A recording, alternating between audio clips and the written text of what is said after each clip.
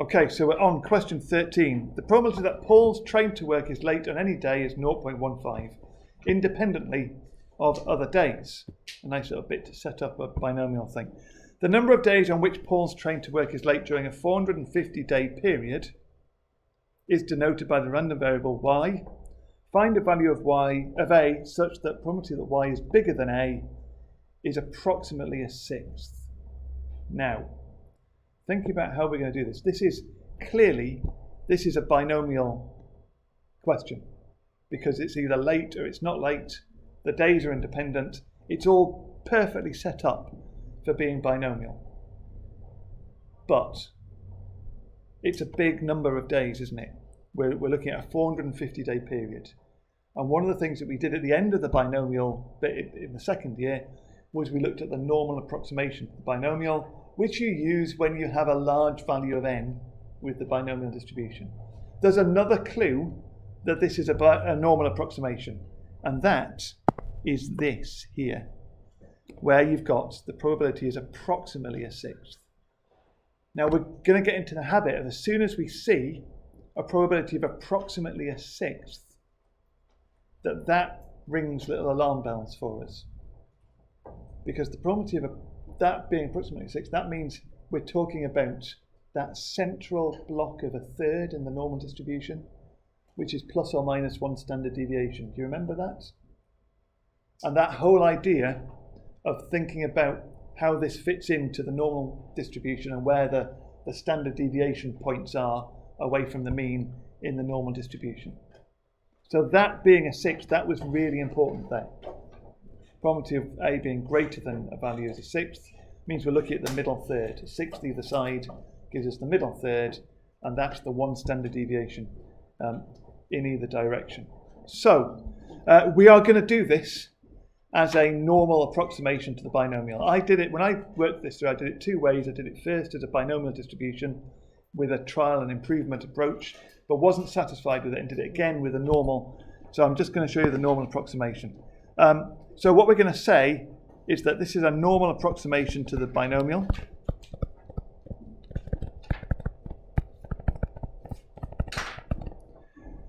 In doing that, we're going to use the mean as being n times p times 1 minus p. So that is 450 times 0.15 times 0.85. And that gives me a value for the mean of 67.5. The variance... Is this AS? Oh, hang on. I've done the variance. Right, let me backtrack a little bit. Sorry. Was this AS or? This was A2. This was in the normal distribution bit. Sorry, I've put that's the calculation for the variance. Could I change that? So that is sigma squared, and that is 450, and that doesn't give us that value. That gives us 57.375. Okay, so when we do the normal approximation to the binomial, the variance is n times p times 1 minus p, and the mean is just n times p. So that's 450 times 0.15, which is 450 times 0.15, 67.5. So we are now setting this up as being y follows a normal distribution with 67.5 and 57.375. So that's the mean and that's the variance. That's sigma squared, remember. We want the probability of, where's it gone? The probability of y being greater than a is about a sixth.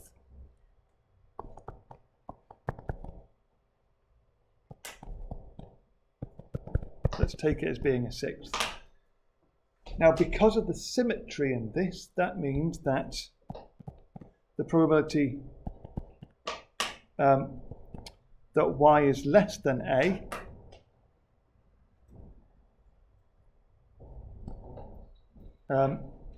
is going to be 5/6. Y less than A.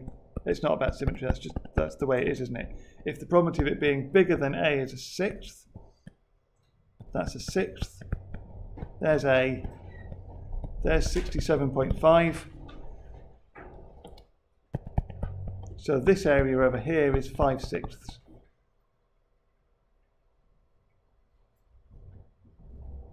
So we need to do an inverse normal calculation. So we go to the calculator. We're going to do an inverse normal with the area as being 5/6.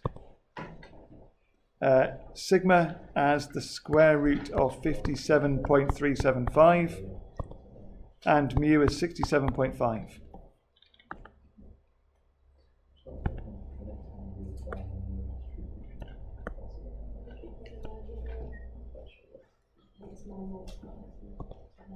That gives us 74.828.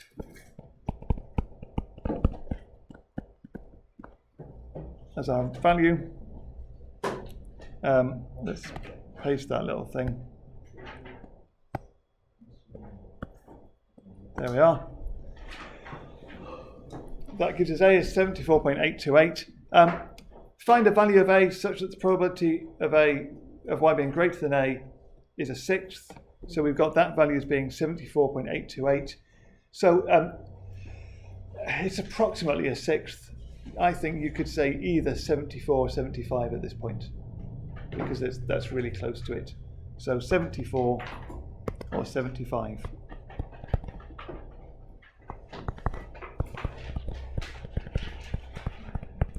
If you think about the logic of what we're saying there, we're saying that 74.828 is that point there. So a 1/6 of it, well actually 75 on its own, it would be slightly less than a 1/6, wouldn't it? And 74 would be slightly more than the 1/6 that's above it. It said approximately equal to a 1/6. So either one is acceptable. Would you write that in brackets? I wouldn't, no, I'd just write one of them. I wrote 75, but I think either's all right. The mark scheme had it taking either. So now on to part 2. Part 2 is really tricky, I think. In the expansion of 0.15 plus 0.85 to the 50, the terms involving 0.15 to the r and 0.15 to the r plus 1 are denoted by tr and tr plus 1 respectively. Show that statement there is true. So suddenly this has changed from being a normal distribution question to actually we've got some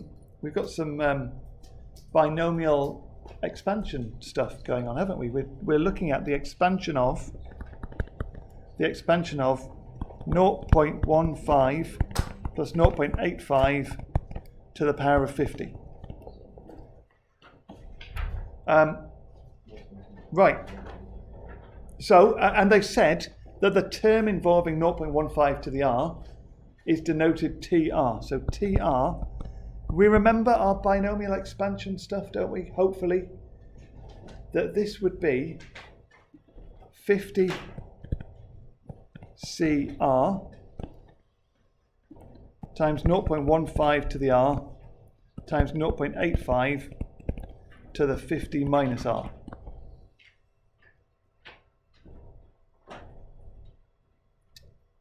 That's, remember going back to a plus b to the n and all of that stuff. So the term involving a to the r is NCR. A to the r, 1 minus a, or b, sorry, to the n minus r. So that's what we've put in there. 50 CR is 50 factorial. 50 factorial over r factorial times 50 minus r factorial. Remember, the thing that goes in that expansion there are the powers of our two terms. So let's work out what that is for TR plus 1 as well, because it wanted us to do that.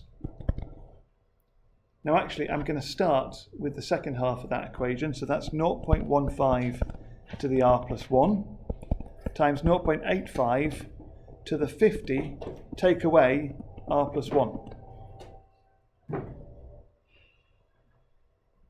And that is 50 factorial over r plus 1 factorial. 50 minus brackets r plus 1, close all of the brackets, factorial. It's looking horrible, isn't it? The question wants us to get rid of all the factorials and to divide that top line by the bottom line. Now, before I write this, I'm just going to think a little bit ahead to where I'm going with this. So I'm going to expect some of these factorial things to cancel out. Now, when I divide that top line by the bottom line, the 50 factorial is going to cancel out. And I've got r factorial and r plus 1 factorial. Now, one of the things that we know about factorials is that r plus 1 factorial means r plus 1 times r minus 1 and so on. So it's r plus 1 times r factorial.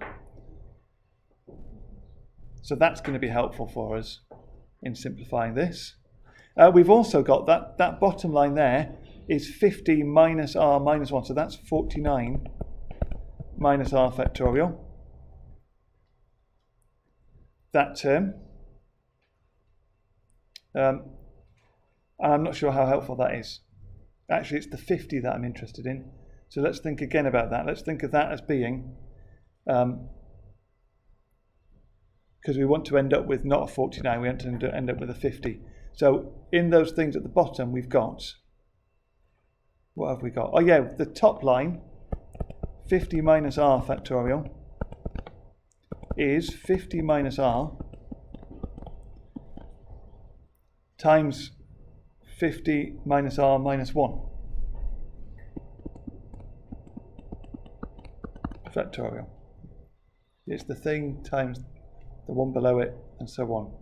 Now we're going to put this together. So tr over tr plus 1 is going to be my top line, 50 factorial over r factorial, and then I'm going to write 50 minus r minus 1 factorial times 0.15 to the r times 0.85 to the 50 minus r. The bottom line is going to be 50 factorial over r plus 1 times r factorial times 50 minus r minus 1 factorial, 0.15 to the r plus 1 times 0.85 to the 50 minus r minus 1. Right, we've got a fraction. The 50 factorial cancels top and bottom, common factor of top and bottom. The 1 over r factorial cancels top and bottom. The 50 minus r minus 1 factorial cancels top and bottom. That leaves us with 1 over 50 minus r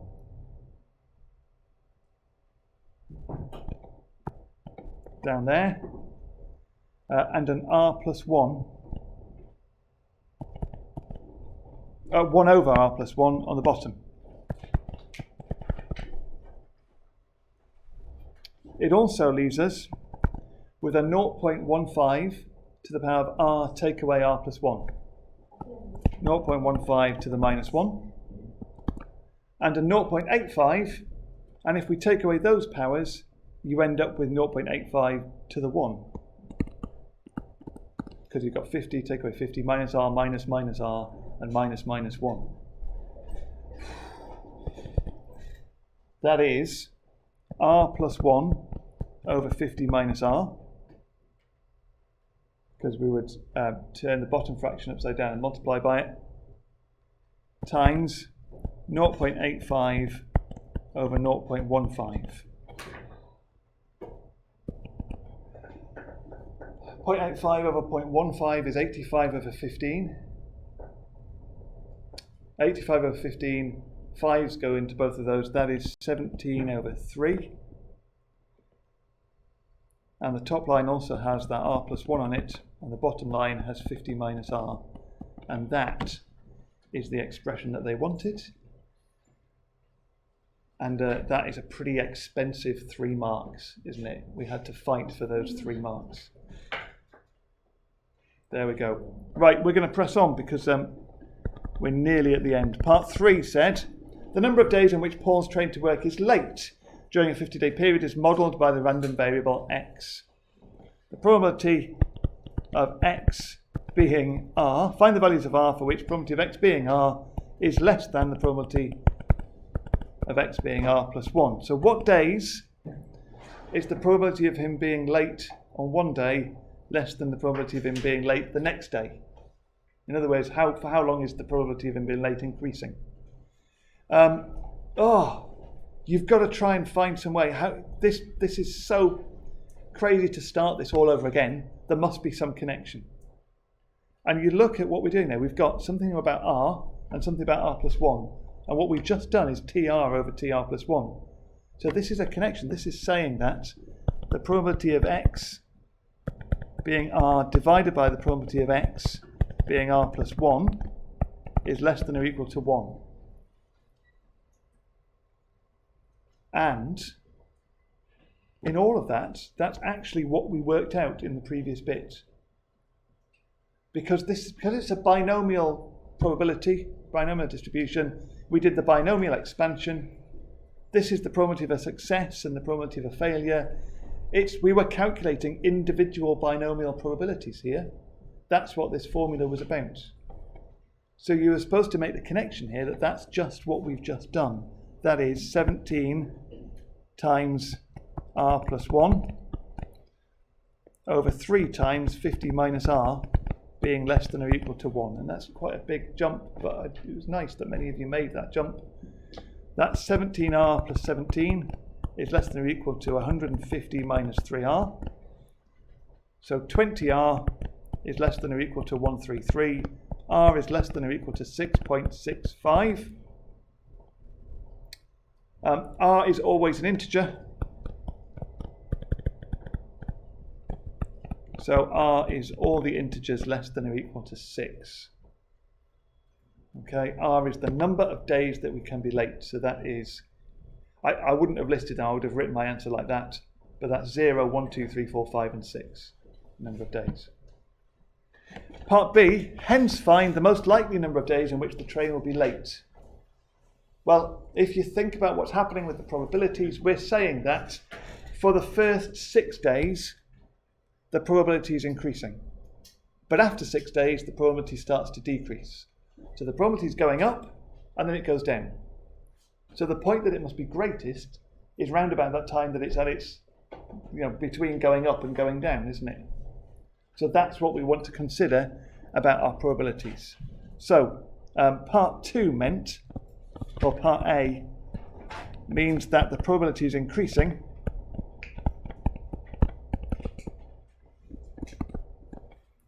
for r less than or equal to 6, but not later.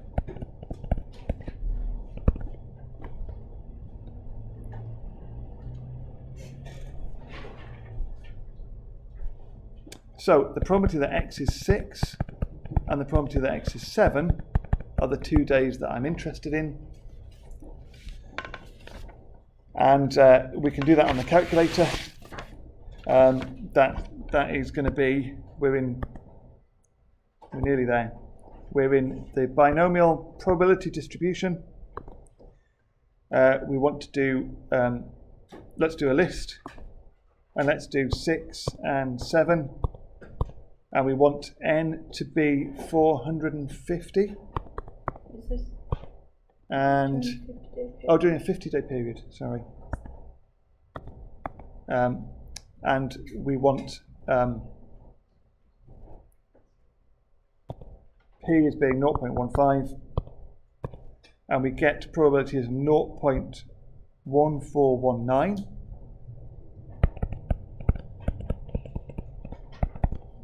And for 7, it's 0.1574. So the most likely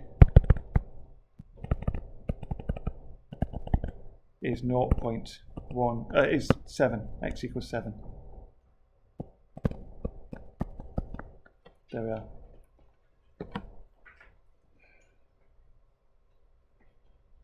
There we go. And that is maths.